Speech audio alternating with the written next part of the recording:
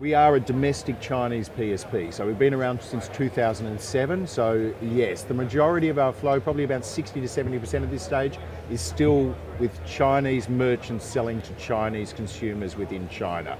But the biggest growth area for the company has been in the cross-border e-commerce. So very, very importantly, in 2015, we were one of few companies in China that was selected by the People's Bank of China and the State Authority for Foreign Exchange, and we were given we were awarded what's called a cross-border e-commerce license, and that's basically enabling us to provide very efficient services for foreign merchants who have physical product they wish to bring into China. I actually think from a payments point of view, China is actually relatively easy. One of the biggest headaches for merchants within Europe and America stems from chargebacks and fraud. And that all comes out of the Visa, MasterCard and credit, the availability of credit and credit cards. There is no credit in China. China is not a credit-based society. So basically it's all wallets. Its actual digital payments is far more advanced in Europe. They're way ahead of us. So they're not lagging behind us by any way. They're leading the game. So China now is probably 80% of transactions are taking place on digital platforms. So the use of the old WeChat wallet, etc., scanning, Alipay, they lead the world. So in that sense, the payment side is relatively straightforward. There's a lot less. The risks are actually greater, in Europe in terms of fraud and chargeback and areas like that. Where you do have to be careful in China is more on the front side. So know the laws. You have your trademark, your logos, things like that. They're not payment related. They're the retailer's responsibility. They need to research that. But that's more where the difficulties in China take place. Intellectual property, stealing ideas, copying ideas, etc. And a lot of merchants are basically ignorant of the laws in China. There are laws, but you need to know what they are, and you need to be registered in China. You need to protect your trademark in China. Chinese do not recognize international copyright, so you have to go through that process in China before you go into China. It's just the markets are so completely different. In Europe we have, and America, etc., we have so many different alternatives coming through, and so there's a bit of a struggle going on, whether it's going to be NFC or they're going to go this way, Apple Pay, different wallets, different ideas going through.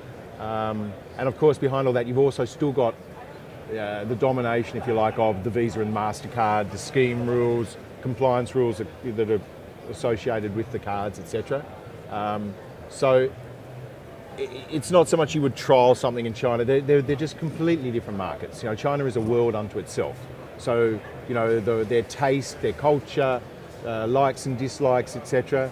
What might work in China may not work anywhere else, and vice versa. But obviously it's the world's biggest market. It is the biggest e-commerce country in the world now. So it's definitely worth, it's an interesting market for people to get into, but it's one where you really do need to do your homework first. You do run into people who seem to think that somehow China is kind of lagging behind, or that just because they've got the next best thing in Europe, that somehow the Chinese are all going to go, oh, wow, wow, wow. Where in fact, you may find that there's someone in China doing exactly what you do and has been doing it for a while longer than you have. Or, if you're not careful, and depending on what you're doing, you may do it and then find that there's someone who copies exactly what you're doing and goes that way. So, the fight between Uber and Didi is a classic example. Uber spent over $2 billion and basically got beaten by Didi, who's the Chinese Uber. And, they learned the hard way.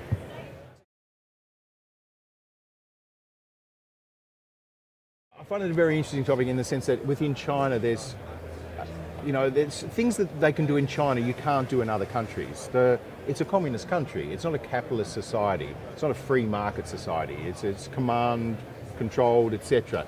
KYC laws are much tighter.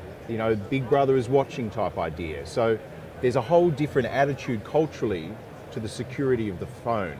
In China, to get a phone, you have to present your identification, your official ID, at least 3 forms showing your addresses, etc. you can't get an anonymous SIM card. Your SIM card is linked to your bank account, which is linked to your ID, and that is tracked by the government. So there's, in a sense, an inherent trust in the phone that we don't have over here. I mean, WeChat is the phenomena. That really is the amazing story. Now, whether that can be replicated outside of China, I'm interested to see, because, as I say, we might not necessarily accept some of the things that go part and parcel of how WeChat operates in China. We wouldn't allow that sort of big brother watching those sort of controls on us. But certainly within China, I mean, WeChat is the major phenomena.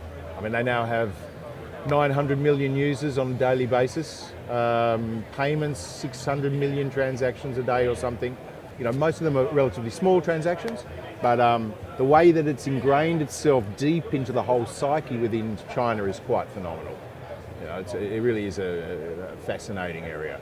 But it's very developed. I have some retailers who sort of like, oh, we'll open a WeChat shop and off we go. No, it's very competitive. If you're going to do it, you need to do it properly. It can be very expensive. You know, it's not something you can do cheaply. And certainly within the tier 1 cities, such as the Shanghai, Beijing's, etc., you're looking at a very, very competitive, mature market. If you're going to be looking at using a social media platform, which is what WeChat is primarily, as one of your drivers, I mean, I would strongly recommend for clients going to China, they might first look at what we call the tier 3, 4 cities. So look outside of the big name cities, the smaller cities that are, you know, basically didn't exist a few years ago. Now they've got 1 million, 2 million, 3 million, 4 million people, which is a small city in China. And that can be an area where you could try some of the social, you might get, basically it's less competitive, less mature, but there's a lot of consumers, the middle class is growing there, and they hunger for authenticity, and that's the one area, particularly for a retailer. I would say if you've got a model that can be replicated, or you don't really, or it relies on an intellectual property, you need to be very careful in China. But if you've got a product that is authentic, that is yours, so it might be something like, just as examples, you know, the Turnbull and Asser shirt, or Lob's shoes, or, you know, a very high-end saddles for horses, so it could be anything. But if you've got a unique product that is made here, Chinese people want that, and they're now more and more. The thing that has most upset the Chinese consumers over the last 10 years has been the proliferation of counterfeits, and particularly through the Tmall's and the Alibaba, etc. They didn't stomp those out quickly enough, and the Chinese people, there's a backlash against that, so their hunger for authenticity.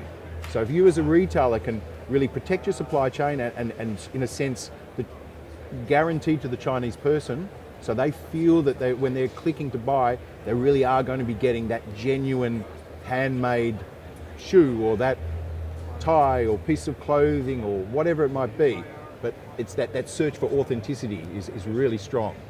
And in fact, it's quite interesting in the sense that a lot of research recently has shown that rather than having a .cn website and going in behind the firewall or going that way, actually for a lot of retailers, particularly as I've described, whether it's a niche market or with an original product, there's more trust if they have a .co.uk website.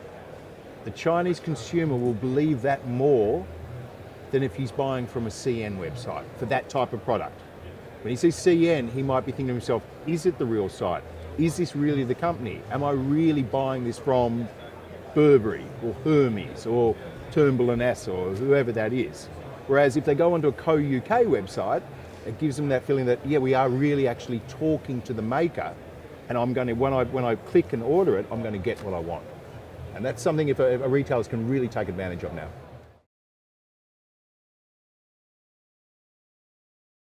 For merchants, particularly if they really want to engage in China, by dealing with a company such as ours, so we are a Chinese company, and you're not dealing with a reseller, you're not dealing with someone who's reselling various things, whether they're from Hong Kong, or there's hundreds of resellers surrounding the Chinese payment ecosystem.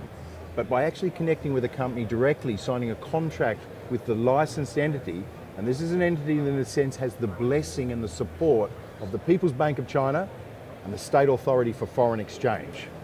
So what this means for a retailer who can has a contract like that with a company like Dinpay is that we really can disrupt the market from a foreign point of view. Our transaction costs are going to be far, far lower than if you use a Western company, so a Western PSP, whoever that may be. The reality is they're always going to be a middleman, so to speak. So if a retail merchant creates the contract directly with a Chinese payment provider, and the strength of ours is that we do support WeChat Pay, Alipay, China Union Pay, and then the top 20 banks in China, which is a very interesting one as well. So you've got over 1 billion account holders covered in our payment methods. But because we enjoy the support of the Chinese government and the state authority who set the exchange rates, we can pass on, so the Chinese consumer is buying in CNY, he's paying in CNY. The money flows very quickly through our system, so it's T+1, so 1 day later that money's available. It's not 15 days, it's not 20 days, it's 1 day later, and then the Chinese government is basically subsidising the settlement process. So we can offer an exchange rate that's at the People's Bank of China, the state authority sets the exchange rate, so it's not a bank rate. It's quite a number of basis points lower, so you're going to get the best exchange rate. And then if you like the icing on the cake, there is no charge for the settlement. So the money can come back to the merchant's account, whether it's in British pounds or USD or Euro, or we support 10 different currencies within this cross-border exchange process, and it's settled for zero. So for a merchant, if they put all those calculations together and consider the exchange rate, difference in the exchange rates available, the cost of settlement and the transaction rates, you could very, very easily be in a position of saving yourself 5, 6, 7, 8% by dealing with a company like Dinpay as compared to running your processing through a Western-based PSP who has connections with Alipay or WeChat, etc. By going straight into China and dealing with a company that has that support and is fully licensed by the Chinese government, it basically enables you to cut out a lot of the costs, etc., and create a very, very efficient payment process at dramatically reduced costs to what most merchants are used to.